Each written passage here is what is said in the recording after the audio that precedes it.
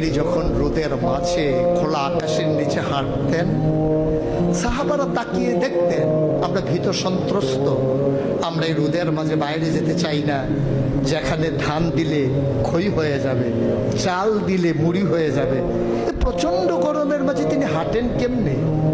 অবাক বিশ্বে উপরের দিকে তাকিয়ে দেখতেন নবী হেঁটে যায়, আর নবীর মাথার উপরে একটা মেঘের টুকরা ছায়া হয়ে হয়ে পাশে পাশে যায়। এবড়ো থেবড়ো পাথরগুলোর উপর দিয়ে আমার নবী যখন হাঁটতেন, পাথরের কোনা বের হওয়া পাথরে সবাই হাঁটতে ভয় পেতেন, অথচ নবী সেই এবড়ো থেবড়ো পাথরের উপর দিয়ে হেঁটে যেতেন। তারা চিন্তা করতেন নবীর কদমের নিচে এই শক্ত পাথর পড়লে উনি কি ব্যথা পান না? পরীক্ষা করার জন্যে পেছনে পেছনে অনেকেই দৌড়াতেন। দৌড়ে দৌড়ে নবীর কদম মুবারকের নিচে যে পাথর পড়ে গিয়েছিল ওরা হাতে তুলে দেখতেন নবীর কদমের